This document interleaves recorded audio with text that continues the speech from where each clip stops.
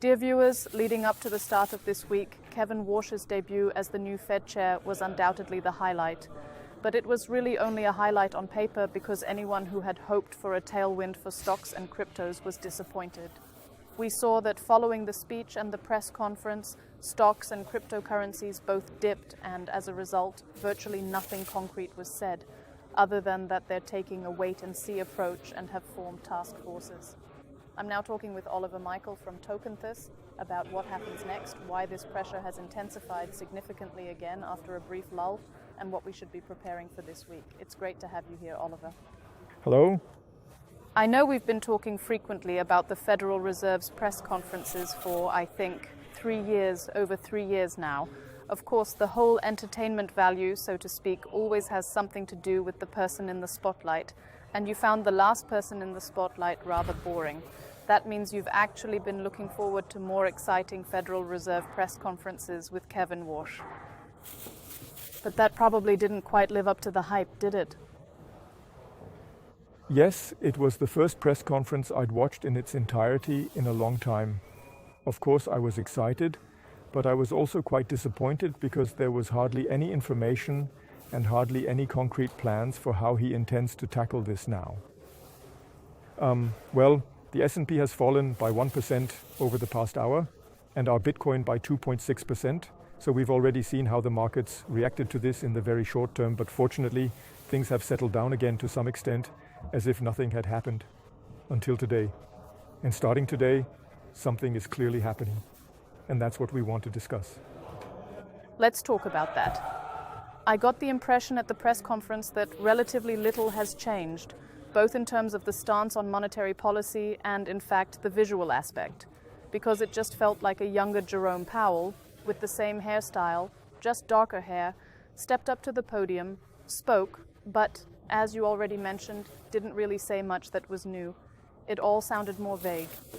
We also saw that Kevin Warsh really cut the whole thing down. The length of the press conference, the materials distributed to the press beforehand. I think all in all, only a third of it was actually released. What did you take away from these statements, or were there any statements from which you could glean something that we can at least work with a little, or was it just stalling? Yes, the general consensus in the market was definitely that he came across as quite hawkish. So interest rates will stay where they are for now, and they're more likely to be raised. And you could see that reflected in the FedWatch tool as well. The market reacted immediately, and as you can see here, while last Tuesday the CME Watch tool was still projecting a first rate hike for January of next year, we now have a first one in September and a second one then in January. So from that perspective, the picture has shifted somewhat. But bottom line, Johanna, here's the information from the press conference, which I've pulled out here for us.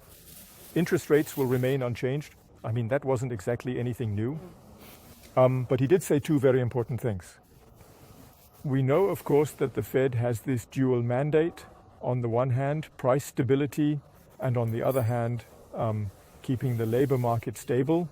And he said the following: price stability, that is keeping inflation stable or perhaps even lowering it, is the top priority.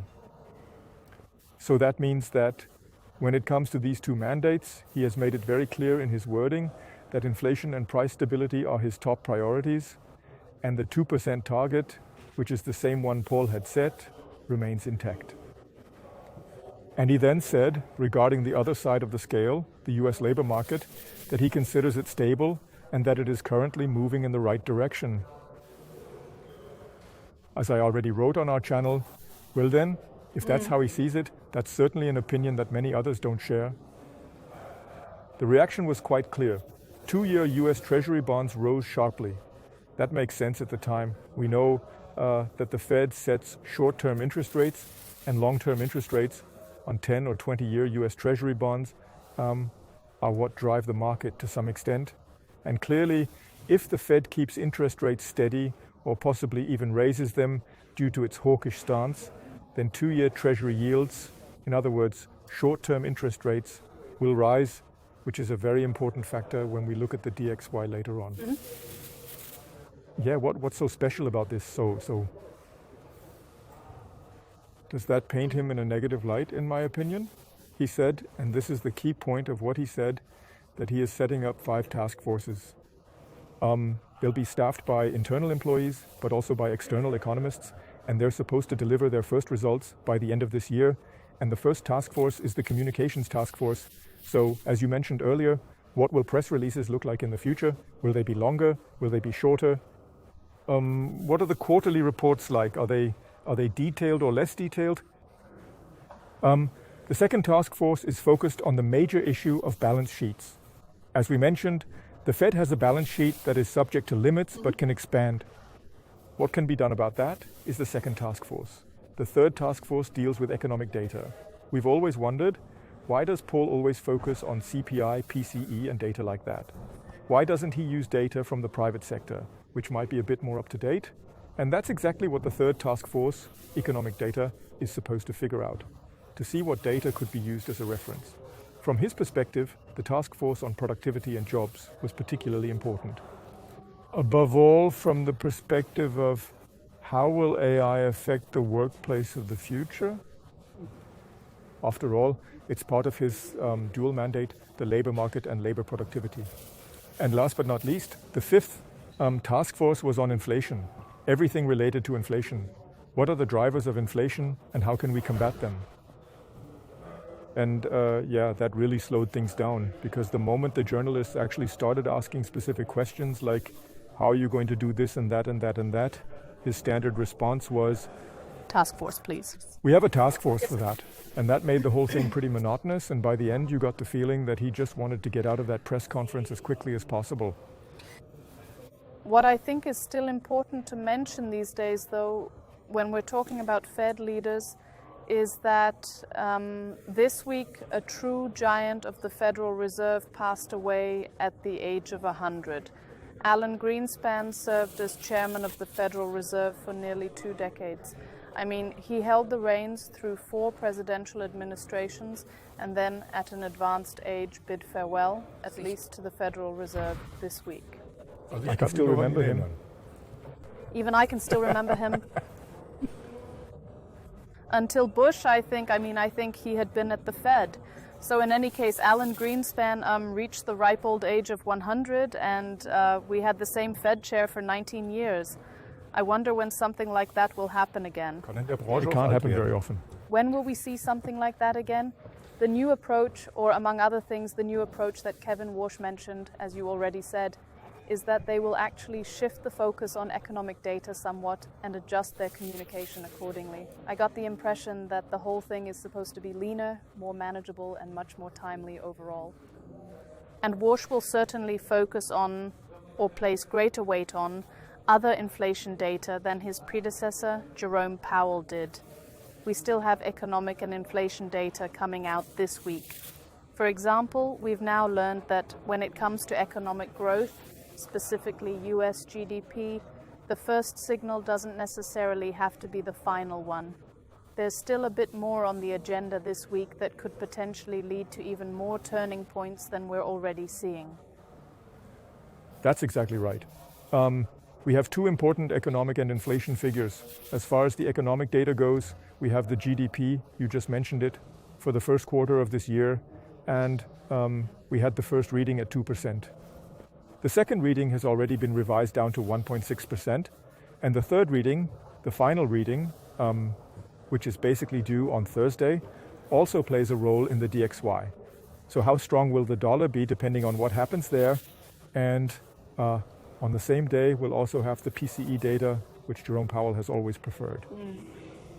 The standard PCE figures for May, we had 3.5 in March, 3.8 in May, and the forecast is between 4.0 and 4.2. So you can clearly see here that inflation is rising. And we also had the PPI, which had already risen sharply as a leading indicator in the chain leading up to the consumer inflation data. And if you exclude food and energy, that is, if you look at the core PCE, last month it was 3.3, and the forecast is also 3.3. It'll be interesting to see whether it stays at 3.3 or if it might rise slightly here as well. So these are the first data points coming in now following last Wednesday's Fed meeting. and it will be interesting to see how this affects the dollar and in turn our FedWatch tool. This week, attention remains focused on the back and forth in the negotiations between Iran and the US. People were hoping for a breather once an agreement was reached on the framework agreement regarding the 60 days of negotiations in Switzerland. Those negotiations were then interrupted, at least briefly, at the negotiating table. Everyone returned to the hotel and then Trump started ranting a bit. But J.D. Vance is, of course, now trying hard to restore calm by saying that we're getting closer and closer to a goal. I'm curious to see how we'll reach a goal regarding Iran's controversial nuclear program. In any case, the fact is that the oil markets have been moving significantly downward. We're now at $77 per barrel for the North Sea Brent crude, and accordingly, this gradual progress, even if it's just baby steps, in the negotiations should actually be a positive indicator for the markets. Sure, J.D. Vance wants to be the next president, and it would obviously be a huge success for him if he could say, I negotiated it, I finalized it, wrapped it up. And that would certainly be a great story to have on his resume when it comes to running for president. Yeah, but actually we should just take it step by step for now, because the current president's goal with the midterms coming up is something that has traders rolling with laughter. Of course, the goal is also for the stock markets to perform incredibly well, for the economy to be incredibly stable, and so far the US indices have risen significantly. We've often talked about the all-time highs, one after another, but last week we discussed the rotation away from the Nasdaq into, for example, cryptos, when the massive tech hype, AI hype, actually sucks up liquidity, then spits it back out, and consequently causes it to flow into other riskier assets. Now we're already seeing the whole thing crumble a bit on the Nasdaq and among the major tech stocks as well. Yes, it's crumbling right now. That doesn't mean it's crumbling for good. You just brought that up, Johanna. Last week, we took a look back at the dot-com bubble and how things played out at the peak. And first the Dow peaked, just to refresh your memory, and then the Nasdaq peaked. Back then, the heavyweights in the Nasdaq were primarily telecommunications and internet companies, which essentially gave up capital at the peak because they had basically been pushed far enough. That capital then flowed as part of a rotation into the broader S&P and the broader Russell. Back then, in 2000 and 2001, our cryptos didn't exist in that sense yet. But when it comes to forming a peak, our cryptos would also be included in that pool of the S&P and Russell. And yes, that analogy from back then, the Nasdaq with telecommunications and the internet as its focus, we're seeing it again now. The AI boom has attracted massive liquidity. I think that's one of the main reasons why our cryptocurrencies haven't performed the way they have, the way they should have, or the way we wanted them to. The AI industry has simply attracted a lot of liquidity with its great valuations and strong performance. And the result, as I mentioned a few weeks ago, is that AI companies on the Nasdaq, or rather AI-focused companies, account for 68.3%. That's right, that's really huge. And it's clear that if these companies start to falter, maybe because one of them posts poor results, or maybe because Nvidia posts poor results, then capital rotation begins. And we saw a brief glimpse of that yesterday. The Russell hit a spectacular all-time high, and the Russell is, after all, a measure of market breadth. So we're at a point here, as you just mentioned, and that point, yes, is shown up here on the chart. We have, excuse me, but this week, since you just brought it up, all it takes is for one of the big players to fail to deliver what the markets are actually expecting. We've seen that SpaceX, which isn't listed on the Nasdaq yet, has posted double-digit losses. And this week, Micron Technology, as a heavyweight, is back in the spotlight because people are waiting for its quarterly earnings. Micron Technology has delivered a 300% gain year to date from the start of the year until now. Expectations are incredibly high. If at the end of the day there's anything that falls short of expectations and the whole thing starts to crumble, that could potentially spell the end of the current chip rally, and that could certainly have a significant impact on the Nasdaq as well. Yeah, those are the kinds of percentages we used to see with cryptocurrencies. 300% in half a year. That's as good as it gets. So that, and well, things are really taking off in a different sector right now, and that's where the liquidity is flowing, and only when that sector, as you already said, starts to falter, maybe earnings don't come in as forecast, then of course the investors say, well, that sector's run its course now, let's move on. Where's there still something to be gained? And then they'll turn to cryptos, and of course to the Russell and the broader S&P. There's going to be a lot of activity there. That's why, since it's simply the key entity we need to watch, we keep tracking the Nasdaq on the chart and see what's happening there. And when the Nasdaq starts to weaken, we know a rotation is beginning. Now the question is the Nasdaq starting to weaken for good, or is it just a temporary dip? And that's when we saw this upward move here. We had the 1 and the 0 down here, and we went through the retracement 618, 702, and 786. The trend continued. We then hit the peak, had another small 1 and a 0 here, and corrected. And last week I had plotted this retracement and said that if it breaks through the 618, the 702, and the 678 levels with gusto and upward momentum, then we'll see a trend continuation. And as you can see here, it's the Nasdaq. The Nasdaq has indeed broken through these 3 retracements, but not with a bang. Rather, it got stuck and pulled back.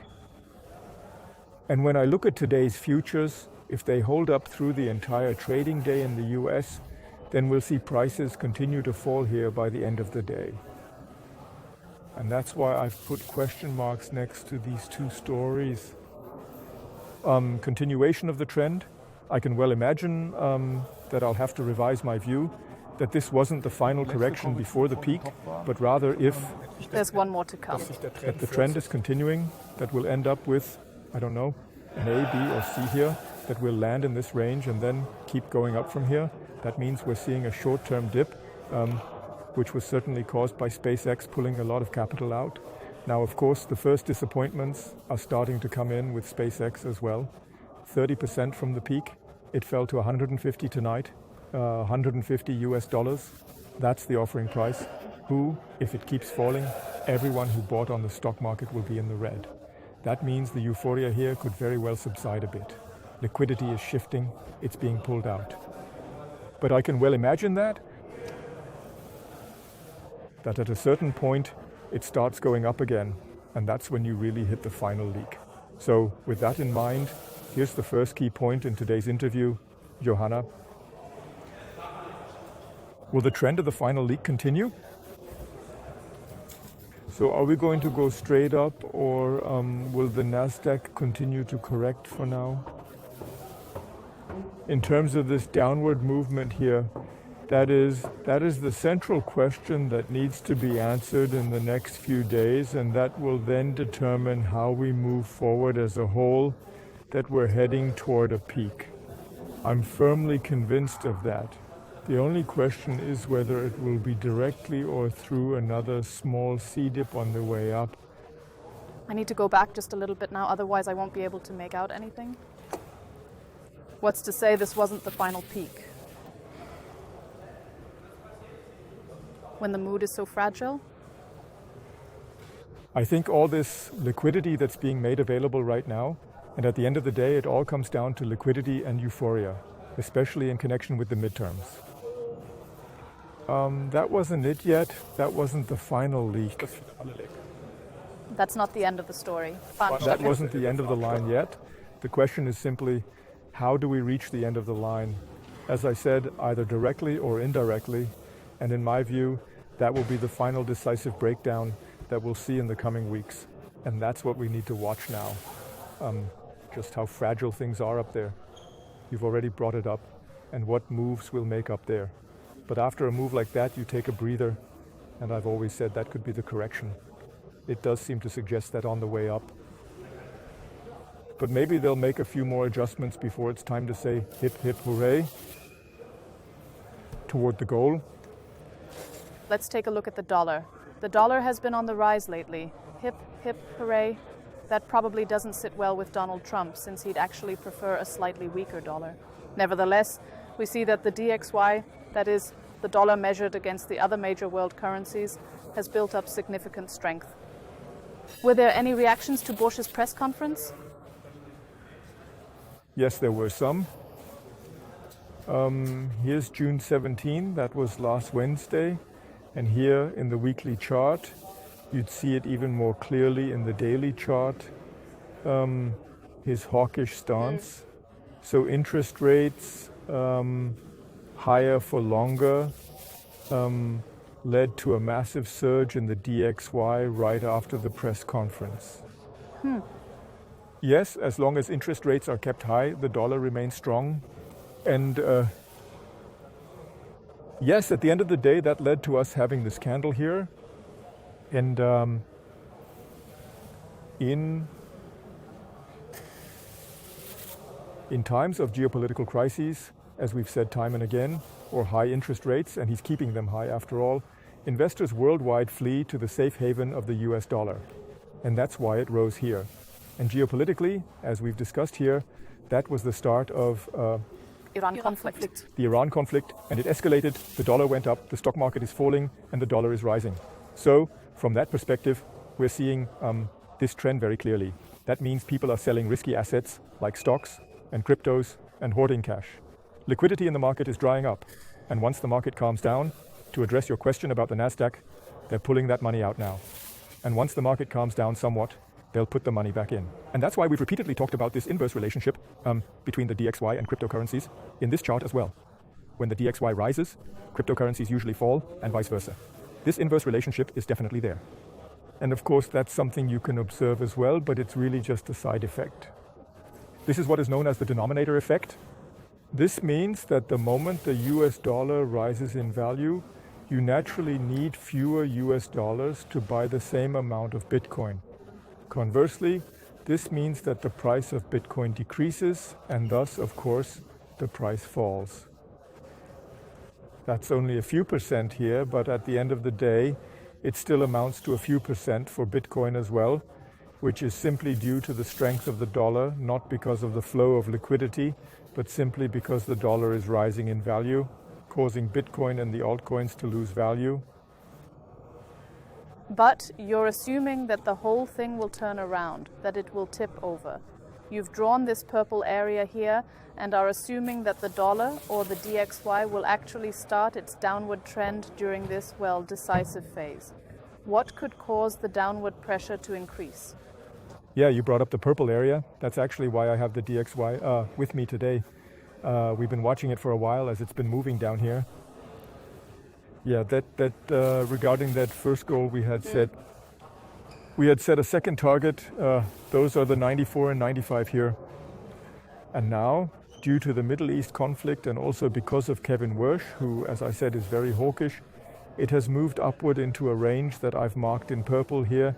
And the DXY has reached an important resistance level, which we now need to monitor closely, because there was resistance here, and there's still resistance here.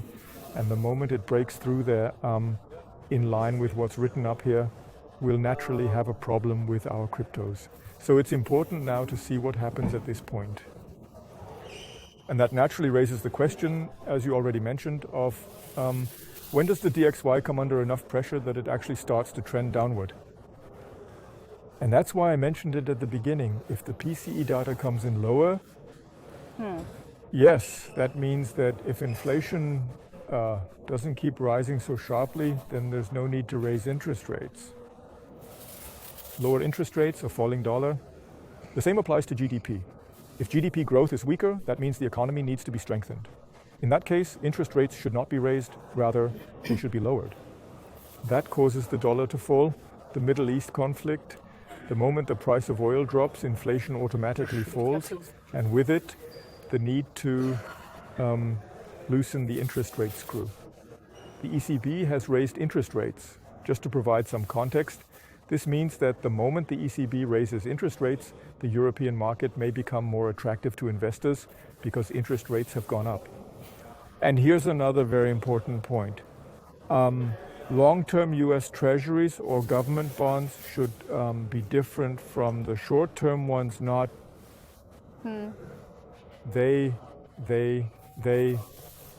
should follow suit. That is, if short-term rates are raised, then long-term rates should automatically go up as well. If that doesn't happen, then we have an inverted yield curve, and that would lead to the dollar staying higher. So that means the long-term rates also have to be raised in line with the short-term ones, the ones we mentioned earlier, immediately following the press conference. And that would then lead to a corresponding easing of pressure. And there are a whole lot of reasons, a whole lot of things that could happen right now, even in the short term, that could cause this to fall apart. And that's why we need to keep a close eye on this right now, because, as always, we're at a critical juncture. Unless it falls, if the DXY breaks through this level, then we'll have a problem with our cryptos. When you talk about a pivotal moment here, one where the picture could actually change or the trend could shift, it looks a little different for Bitcoin on the daily chart. While we're a week further along compared to last week, we haven't made any progress in answering the question, will it drop back down to the high 50,000s? You just mentioned that there's a problem with Bitcoin. What we're seeing is that the markets as a whole are trending downward. But let's revisit the likelihood of a correction down to the high 50,000s. Are there any small clues pointing for or against that? I didn't find any. You already asked me that question last week. How likely do you think it is that the market will go up, or that it will actually test the high 50,000s again? The answer was 50-50. I still stand by that, and the chart shows that we've actually been teetering right on the edge of the abyss for the past 3 weeks. That doesn't mean we've fallen, and it doesn't mean we're going to fall. But man, you can see the cliff you could fall off. And we kind of set the stage for this earlier. After we got off to such a good start here, I said we're going to move sideways for a few days. And that's exactly what's happening. The chart here was taken this morning at 6:51. At that point, we were still at 63.7. Now we're just over 62, so we've fallen further today. That means the last red candle is clearly has continued to slide lower. So that means this small range that has formed over the past 3 weeks is developing in a way that, as I unfortunately already mentioned in the second to last interview, I mean, the paths leading down. One possible scenario is that we'll drop down to the old lows, that is $60,000 or a little below that. We've actually been slightly below that before, or we're looking at the high 50s. That means if I take this here, that would be the second move, and then you dip below that low again. I've outlined this several times, and that automatically brings you into the range between 55 and $60,000, the high 50,000s range.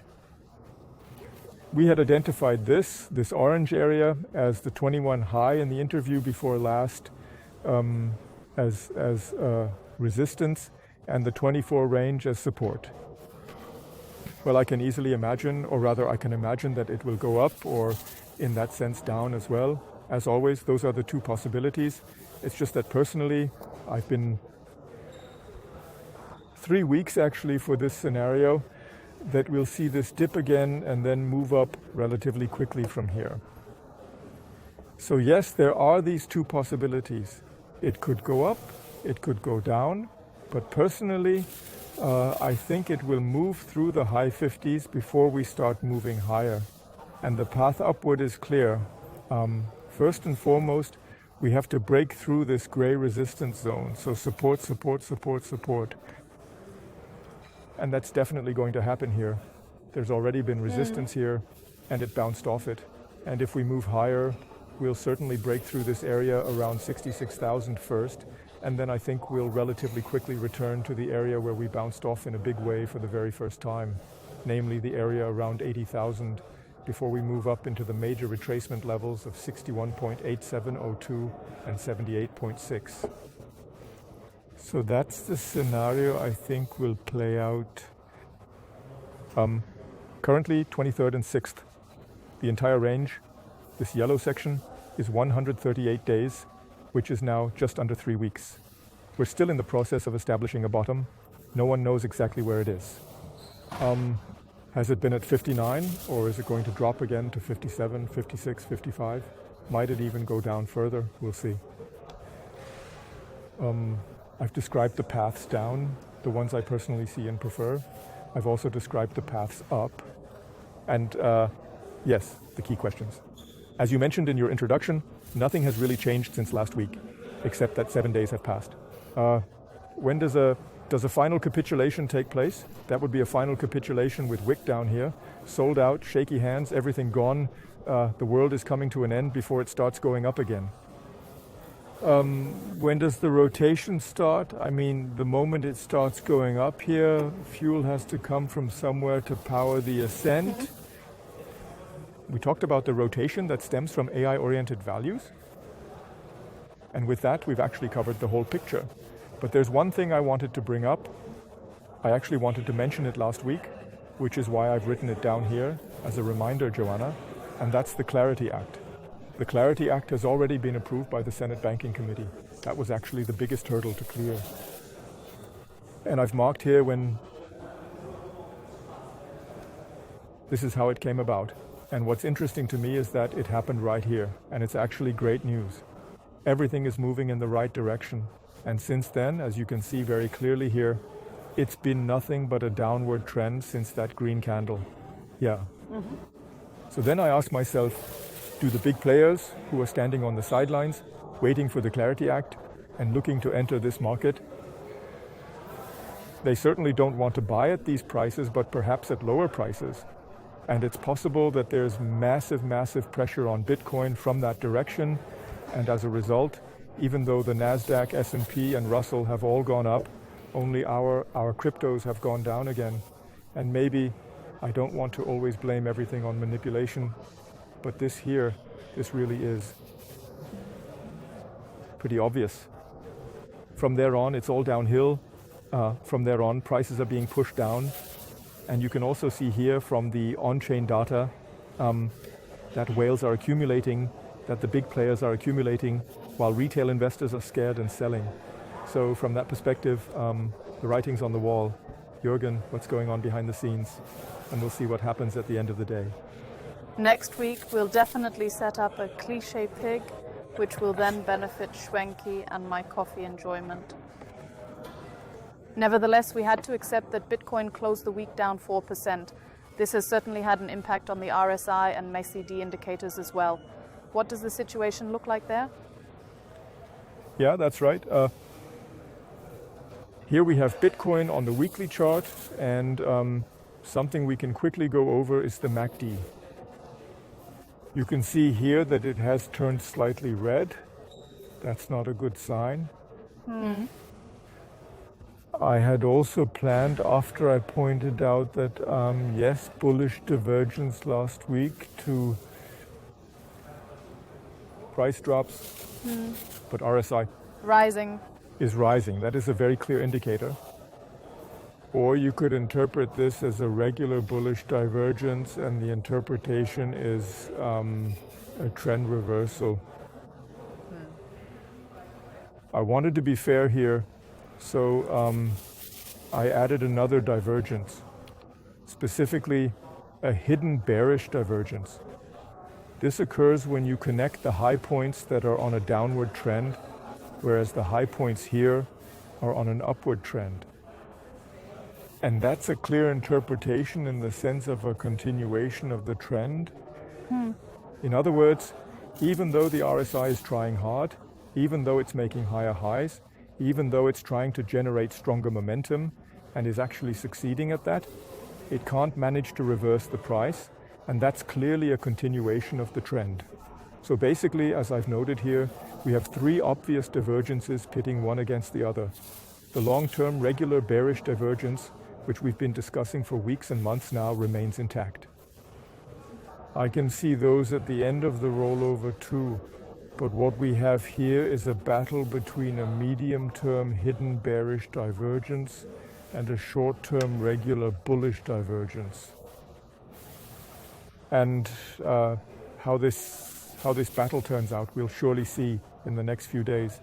But as has been said several times already, and this is also a very important point according to the Nasdaq, what kind of correction, what correction mode is this in, given the statement, capitulation or no capitulation when it comes to Bitcoin? Here's the point. We're really at a point where either outcome is equally possible. It could go up, but based on the indicators, it could also go down. We have to prepare for both, or rather we also know which direction it could go. So from that perspective, perhaps briefly, when it comes to bearish divergences, you always look at the highs. The highs, how they move in the RSI and in price. With bullish divergences, you always look at the lows. So basically, you also have to distinguish between hidden and regular. And so basically, you have these four variants, two of which we see here. And as I said, they're fighting each other. And how this fight will end, well, I don't know. I'm hoping that we'll slide past this precipice with the wick pointing down and then move back up relatively quickly, driven by the rotation generated by the AI values. In addition to technical analysis, we're of course also keeping an eye on the fundamental news. You just briefly mentioned the Clarity Act. Is there any news on the Clarity Act, perhaps? July 4 was mentioned as a possible date. I think it's going to be a very close call. It's probably, or rather it's unlikely, that this bet will pay off. Besides, of course, we also have the spot ETFs. What's the news like from a fundamental perspective? Yes, I just hinted at that. So people are still buying it, the big players, the really big ones. For the spot Bitcoin ETFs, we had an outflow of 226 last week. The week before that, it was $315 US. So those 2 weeks have already seen a significant decline compared to the 2 weeks before that, when we were over $1 billion US. So from that perspective, it's slowly leveling off. I wouldn't really count BlackRock among the major institutional investors because the people buying there are the clients of from BlackRock, but there are plenty of large institutional investors buying. You can see that in the on-chain data. Weather Strategy, with its 520 Bitcoins purchased last week, is now the benchmark, remains to be seen, but they have made another purchase. And as for the Clarity Act, I think the odds on Polymarket are 50-50, so it might work out or it might not. On July 4th? Before the end of this year. Okay. And I think the senators are doing everything they can to get this done, to get it on the agenda for July or August at the latest, so they can get it passed. I still hope this works out because it's not about the Republicans and Democrats blocking each other, with the banks throwing their weight in as well, saying we don't want that either. But rather, at a certain point, it becomes clear to Americans that if they don't implement the Clarity Act now, they won't get it before 2030.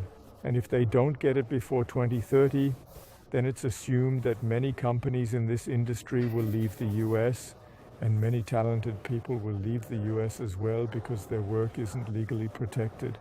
So what does that mean, for example, when I write source code? So am I said as a programmer, yes or no? That's a pretty critical question after all. And before I end up going to jail for years just for writing a few lines of code, which has happened before, for some coin or other, well, I'd rather go somewhere else where it's safer. And that's why it's important for the Americans, if they say they want to become the #1 crypto nation and the crypto capital of the world, then they have to push this through and they have to do it now. And that will, of course, give the whole thing a massive boost.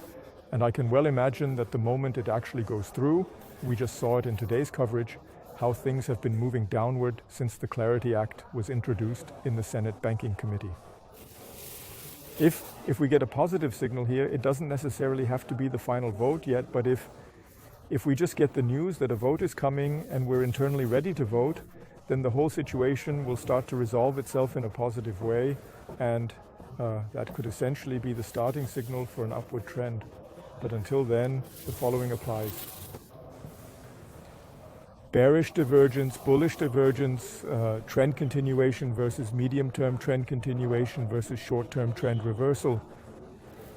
We'll have to see how this fight turns out at the end of the day. So what's the holdup with the Clarity Act now that the toughest hurdle, the Senate Banking Committee, has actually been cleared? Is that just a matter of time? I had already mentioned that. There's still the ethical issue. Yes. So who gets to participate in this market? To what extent and in what capacity? Then there's also a security issue. These are still matters that need to be clarified, bilaterally and on a non-partisan basis. And at the end of the day, it really comes down to one question. Will it be scheduled for a vote?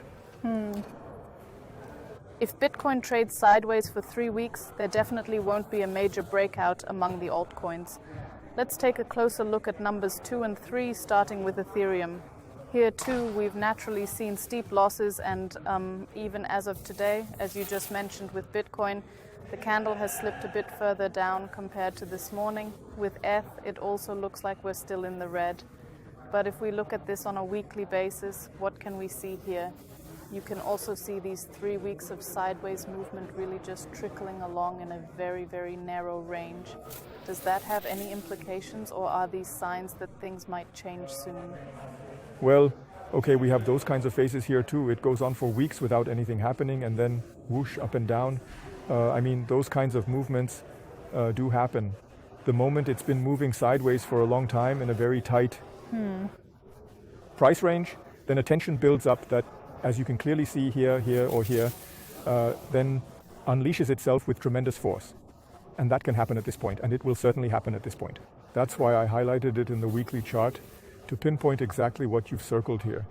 It's about 3 weeks during which nothing much is happening until after this sideways movement, this small sideways movement, a breakout occurs. If things play out as I suspect, namely with Bitcoin trading in the 50s, we'll likely hit that strong support level at 1,500 again before it starts moving upward. As you can see here, anyone can interpret the RSI and the MACD. The MACD has already turned red, and the RSI is trending downward. You could probably spot some divergences here again, but I don't want to right now, and I don't want to overdo it with these divergences either. We're in the lower range, pretty far down already. So from that perspective, the ETH could probably handle a bit of a dip like that. Downward before heading upward. That's my personal plan. I can definitely see that working. That's how it could work. As you just mentioned, your plan is, of course, not investment advice. We don't have a set agenda today, but before we get into that, let's take a look at XRP. We've brought along the weekly and daily charts. Let's start with the weekly chart. What's it like around here? Yes, it's a bit gloomier than with Bitcoin and also with Ethereum. You can see that here. So these aren't just 3 small dips. You can already see that the price is continuing to fall, and as of today, the right-hand weekly candle has probably picked up a bit more downward momentum. So from that perspective, with XRP, things aren't looking good in this range right now. But I had already said that when we dropped down here, I said there was nothing left that could stop it. The only thing holding it back is that red line. We derived this the week before last, when we moved all the way to the left and saw how support and resistance form this red line, which runs between 91 and 93. And I think every XRP holder, including myself, should at least mentally prepare for the possibility that we'll drop to this support level, that is, fall below the US dollar, before it's highly likely to go back up. So we have to expect that, and you can see just how fragile this structure is. You push the price up and then let it fall again. So the volatility, even on the daily time frame, which is why I've included the daily chart here, is quite high. Right now, in my opinion, people are speculating on the sideways movement of these coins.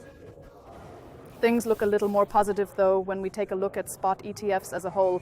That is Bitcoin, Ethereum, XRP, and Solana. XRP has been holding up a little better and has been doing so for quite some time. Yeah, that's right. So we were just talking about Bitcoin and its 226 million outflow. ETH has an outflow, Solana has an outflow, and the only one of the big four that's had an inflow for how many weeks in a row now is XRP with 10.6 million. And Johanna, the buyers here aren't retail investors, they're institutional investors who are saying, with this XRP story, with this Ripple story, and we've actually been talking about this in great detail on our channel these past few days, how RLS, Ripple's stablecoin, Ripple, the XRP ledger, XRP, how it all fits together, when what's needed, and who has what perspective. And given this perspective, institutional investors want to, and at a certain point they have to, be part of this. And they're already buying here. While retail investors are losing their nerve and saying, I have to get out of here. I have to get away from this. I've lost enough already. I don't believe in that perspective. An old saying for the cliche jar, where there's a seller, there's also a buyer. And when buyers make a purchase, they believe in the product, and there do seem to be quite a few who believe in it, unlike those, well, there are more sellers after all. I just mentioned this. We don't have a roadmap with us today. Well, after weeks of sideways movement, there's just nothing to, I don't want to say blacken, redden, or green, or do nothing at all. But we're talking about this duration, this period of time, and how it affects patience. The last slide usually focuses on how you deal with certain market situations, how you interpret them, and what you take away from them.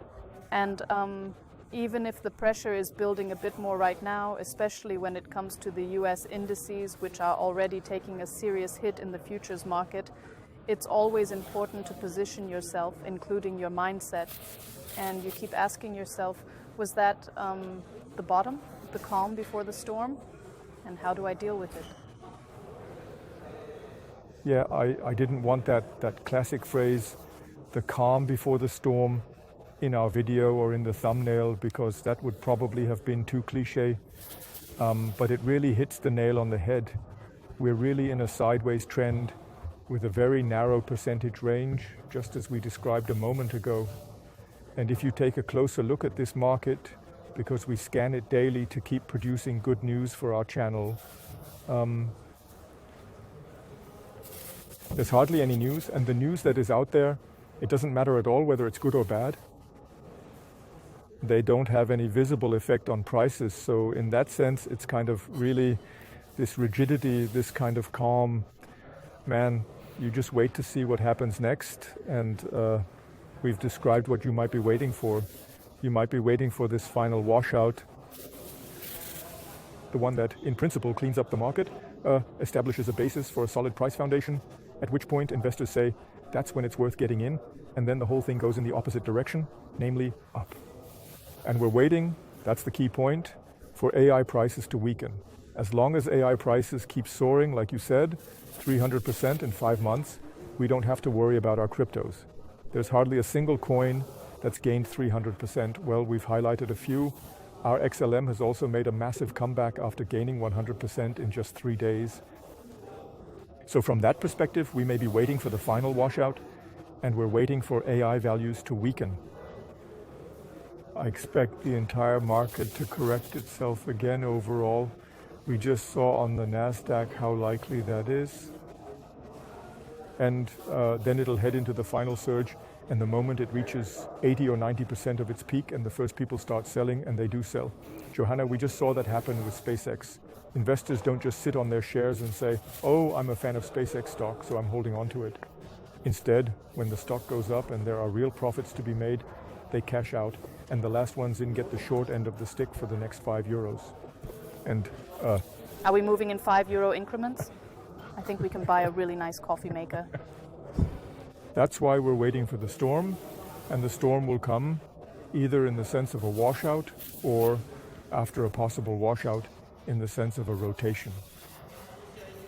Based on those AI figures, very little capital is needed because the crypto market, relative to those figures, is simply so small that just a few buckets of liquidity siphoned off from here are enough to spark a real positive storm over there in the crypto space. And I think that's what we have, that's what lies ahead of us.